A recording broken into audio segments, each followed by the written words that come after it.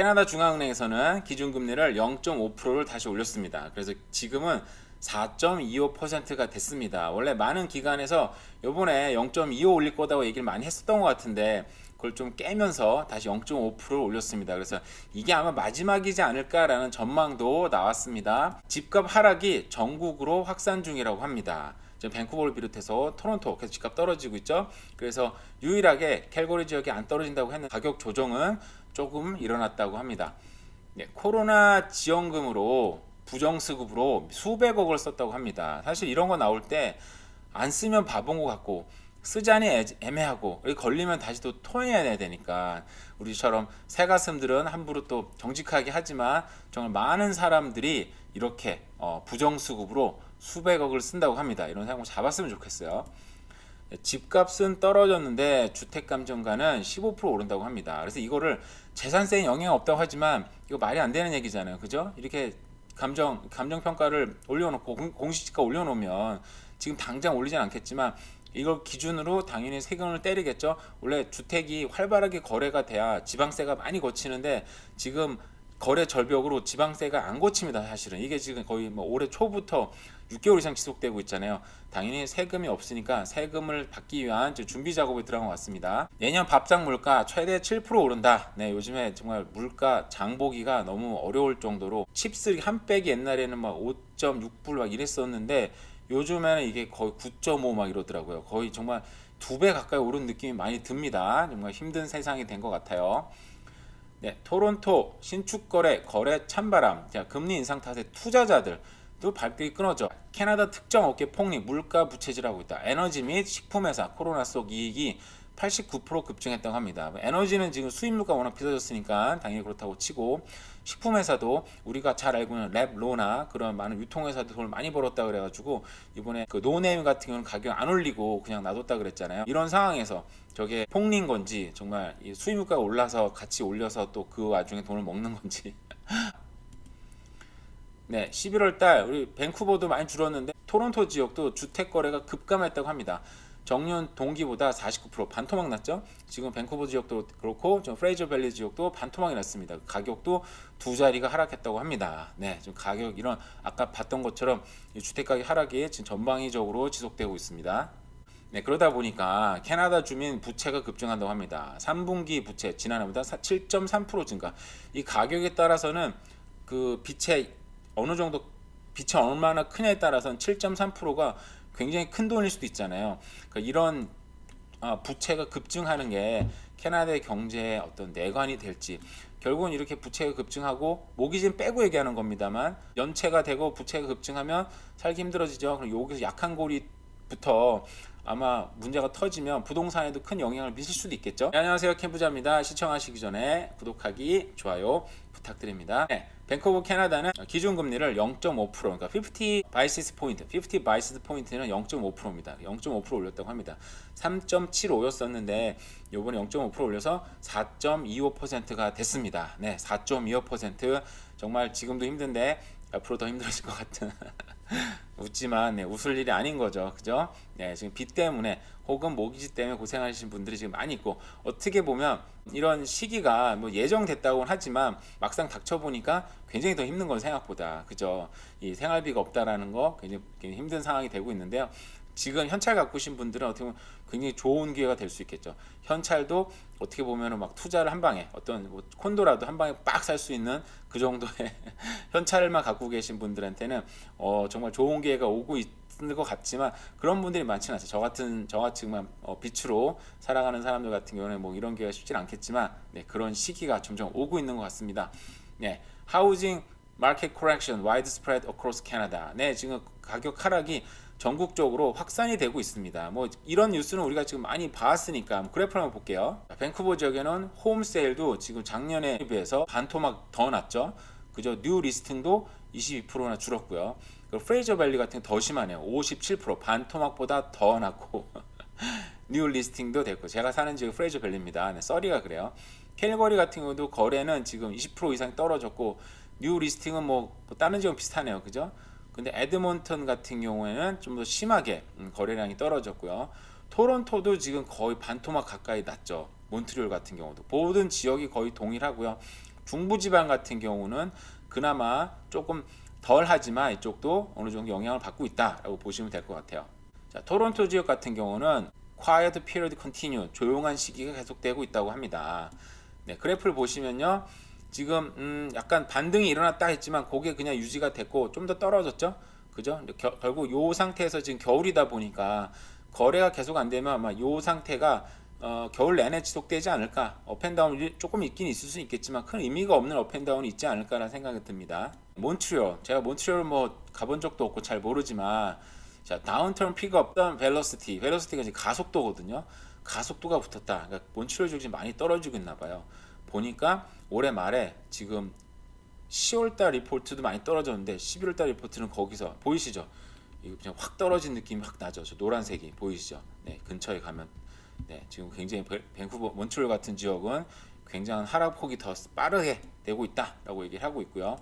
자, 밴쿠버 에어리어는요, 보면 not out of the wood yet. wood에서 무슨냐면 이게 변화가 아직은 없다, 뭐 이런 뜻이더라고요. 그래서 찾아보니까 떨어지다가 저번 달에 소폭 상승이 일어났죠. 보시면 그러다 보니까 이거 반등이 일어나 좀 징조 아니야 했지만 아니나 다를까 11월 달에는 더 큰 폭락으로 떨어졌습니다. 보면은 이 추세가 떨어지는 거인데 요게 살짝 오버된 거네요. 그럼 결국은 이게 지나고 보면 이런 게 보입니다. 그 시장 가운데 있으면 이게 보이지 않는데 지나고 보면 저게 약간 오버슈팅이 살짝 일어났구나. 왜냐면 왜 그랬을까요? 사람들이 뭐 좀 이제 바닥이 아닌가 그런 생각 했었나요? 그렇습니다. 자, 캘거리는 자, 프라이스 코렉팅 마이들리 조금씩 일어났고요. 근데도 마켓은 여전히 핫하다라고 얘기를 했습니다. 마켓은 여전히 핫하지만 여러 가지 여건상 정황상 프라이스 코렉션은 조금 일어났기는 났대요. 그럼에도 불구하고 리세일은 더 상승을 했습니다. 추세적으로 떨어지다가 2달 연속 멈췄고요. 그리고 상승이 일어난 거 보니까 많은 사람들이 전망대로 캘거리 지역은 좀 더 부동산 시장이 내년에는 만약 이런 추세가 지속돼서 이걸 지켜낸다면 내년 봄쯤엔 아마 상승이 일어나지 않을까 그런 생각을 할 수 있는 거죠. 네, 코로나 지원금으로 부정수급으로 수백억을 썼다고 합니다. 근데 문제는 이렇게 수백억을 써도 나중에는 또 그냥 이게 폴기분 되는 경우도 많아요. 사실은 경제가 너무 어렵다 보니까. 그래서 이런 거 나오면 무조건 막 타야 되는 게 맞는 것 같기도 하고요. 그죠? 그러면 안 되는데 어쨌든 이런 사람들 정말 부정수급한 사람, 저는 몰랐는데 옛날에 뉴스 보니까 페이퍼 컴퍼니를 많이 만들어 가지고 몇 억씩 받아내는 사람도 있었고, 학생인데 뭐 막 친구 명의 막 빌려가지고 또 돈 엄청나게 받아낸 사람도 있었고, 이렇게 잔머리를 잘 굴어 사기를 잘 치는 사람도 있긴 있는데 이런 건 좀 찾아내서 꼭 벌을 받았으면 좋겠네요. 집값은 떨어졌는데 감정가는 15%나 오른다고 합니다. 이 정말 너무한 거 아니에요 지금? 당연히 감정평가원의 사람은 자 보시면은 재산세를 더 내야 되지 않냐라고 얘기를 하니까, 자, 감정가의 증가가 반드시 재산세의 증가로 이어지는 것은 아니다. 완전 부정도 아니에요. 부분적으로 부정한 것 뿐입니다. 당연히 제가 볼 때는 당장부터 재산세가 올라가는 사람도 지금 많이 있을 것 같아요. 그렇게 저렇게 정확하게 부정도 안 하고 그냥 대충 너무 얼버무렸죠. 제가 봤을 때는 당연히 지금 부동산 거래가 어떻게 보면 많이 활발하게 이루어져야 지방세가 많이 거칩니다. 사실은. 근데 지금 아까도 본 것처럼 반토막이 났어요. 그러니까 지역별로 지금 거래량이 이렇게 완전히 반토막이 다 나다 보니까 예전처럼 지방세가 많이 거치지 않겠죠? 그러려면 지방세가 거치게 하려면 생각을 해보는 게 결국 재산세 올리는 것밖에 없다. 이거 제가 많이 봐왔어요. 캘거리 살 때 캘거리시도 오일 가격이 막 추락하니까 그런 로열티를 받아서 먹고 살던 알버타주였는데 먹고 살 수가 없으니까 계속 올리는 게 재산세밖에 안 올리더라고요. 집값은 떨어지고 재산세 올리니까 부담스러우니까 집값은 더 떨어지고 그런 완전히 제가 겪었던 대세 하락장의 캘거리를 생각해 봤을 때 이럴 수밖에 없다 생각이 드네요. 밥상 물가가 최대 7% 오른다. 근데 말이 7%지 제가 느끼는 거는 7%보다 더 심한 것 같아요. 요즘에는. 저번에 말씀드렸지만 초코파이가 무슨 정말 미니파이로 변했고 칩스도 너무 비싸고요. 특히 빵들 그리고 육류들 특히 고기값은 너무 많이 올랐고 정말 예전에 비해서 너무 심하다 싶을 정도로 많이 올랐고, 특히 또 수입 물가도 수입하는 것들 정말 많이 올랐죠. 과자도 사 먹기가 쉽지 않은 생각이 드는데 어쨌든 안 사 먹을 수는 없으니까 사는 거잖아요. 그죠? 이런 물가가 언제 잡힐까? 결국 경기 침체가 와야 물가가 잡히는데 아직도 경기는 나쁘지 않고 실업률도 썩 나쁘지 않은 게 문제인 거죠. 그래서 오늘도 뱅크 오브 캐나다는 0.5%를 올렸던 거죠. Canada becoming nation of renters. 자, 캐나다는 세입자의 나라가 되는가 제목으로 RBC에서 리포트가 나왔습니다. 보시면 렌트하는 사람들이 너무 빠르게 증가하고 있다라고 얘기를 하고 있어요. 그래서 2021년에 3분의 2가 캐나다인의 3분의 2가 집을 소유하고 있지만 그럼에도 불구하고 그 렌트하는 사람들은 3배가 빨리 10년 전에 비해서 증가를 하고 있다고 합니다. 그 원인으로는 이런 추세는 나이에 상관없이 그 지역에 상관없이 그리고 특히나 젊은 영 캐네디언이 지금 굉장히 많은 렌터로 자리 잡고 있다고 얘기를 하고 있고요. 보시면 베이비 부머들 나이가 좀 있으신 분들인데 이런 사람들도 작은 도시에서는 좀 더 많은 사람 렌트를 하기 시작을 했고요. 인구가 증가, 데모그래피 포스는 인구 증가와 그리고 behavior preference 그러니까 이게 어떤 추세로 지금 자리 잡고 있다라고 얘기를 하고 있고요. 상식적으로 생각해 볼 때 지금 이자율이 오르고 그죠? 펄러시 메이커들 얘기 드린 거죠. 그죠? 그리고 이민자들도 들어오고 있고 현실적으로 집을 살 수 없는 상황들이 있다 보니까 더 많은 수가 렌트를 선택을 하고 있다라고 볼 수 있을 것 같아요. 그래프를 한번 보도록 하겠습니다.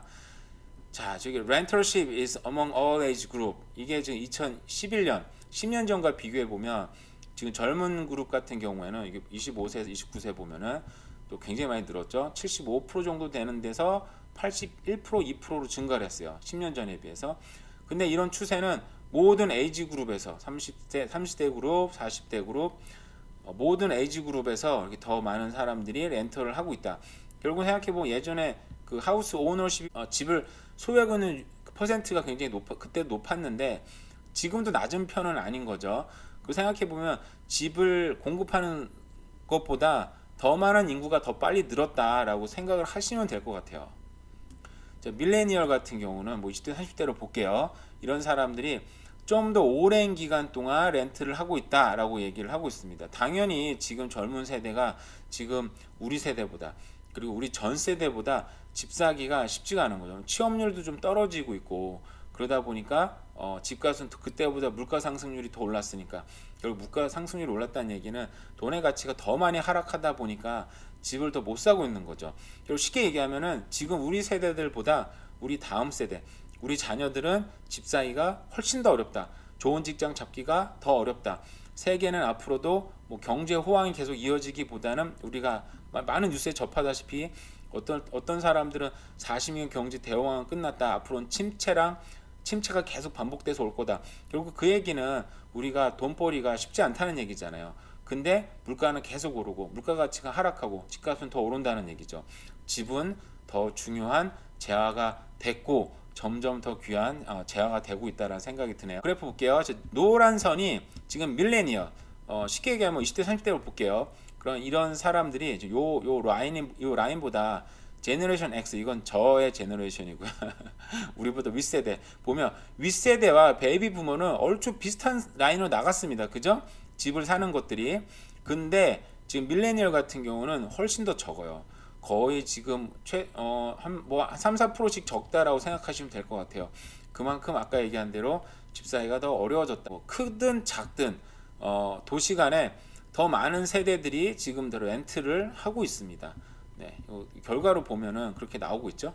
Rising immigration, 이민자들이 오고 있고요. 그 aging population, 노인들이 나이가 먹으면서 이런 사람들도 또 집을 렌트를 하려고 하고 싶어 하고요. 집을 처분한다든지, 그죠? 그리고 세대수가 분화하고 있어요. 부모 세대는 늙어도 어떻게 보면 계속 또 있다 보니까 자식들이 또 커서 자녀를 낳고 분가를 하고 또 손자들이 또 분가할 때까지 할아버지 할머니 또 살아 있으니까 집이 필요하고 그저 더 많은 세대들.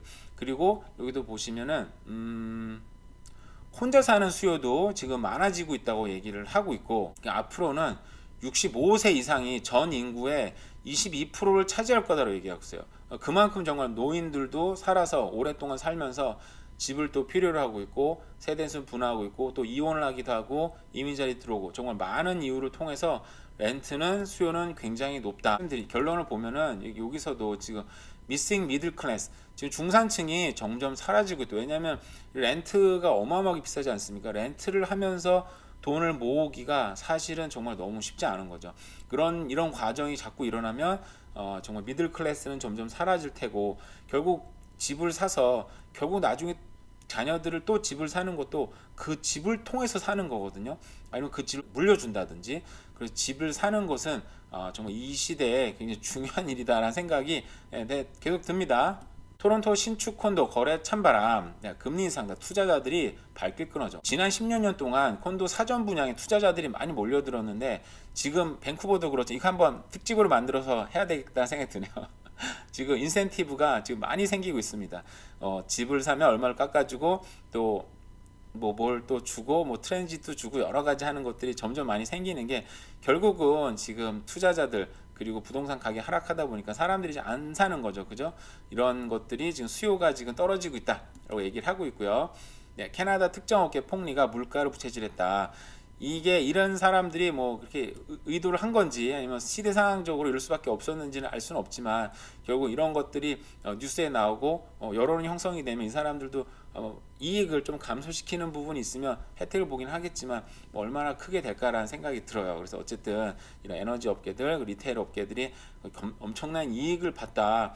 근데 에너지 업계 같은 경우는 지난 몇 년간 정말 힘들었잖아요. 폭락한 상태로 그 인수합병 얼마나 많은 사람들 실업자가 됐습니까, 그죠? 근데 이번 기회에도 돈을 벌긴 했는데 앞으로 에너지가 가격이 안정화된다면 캐나다 경기도 중부지방 경기는 점점 좋아질 수밖에 없겠죠. 주택 거래 급감, 가격이 두 자릿수로 하락했다고 합니다.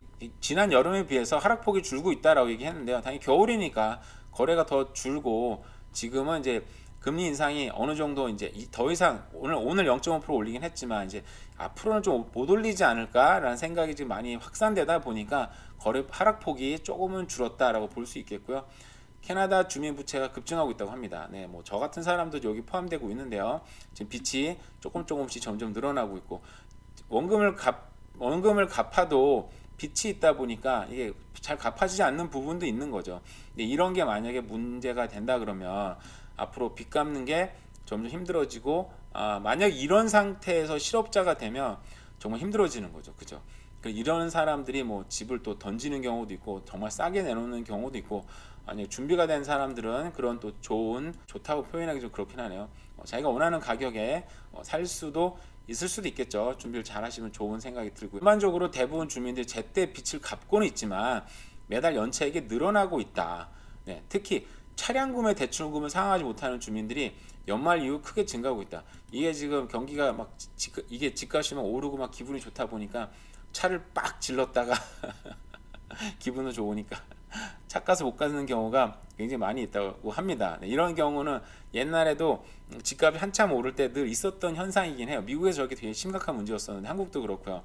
캐나다도 좀 일어나고 있나 봐요. 근데 차 사기가 어려웠었는데 경제적인 상황들 뭐 빚이 지금 증가하고 있고 집값은 떨어지고 있고 또 이자는 올라가고 있고 요 상태에서 실업률의 증가가 앞으로 경기 상황들 부동산 경기도 굉장히 큰 영향을 미칠 것 같아요.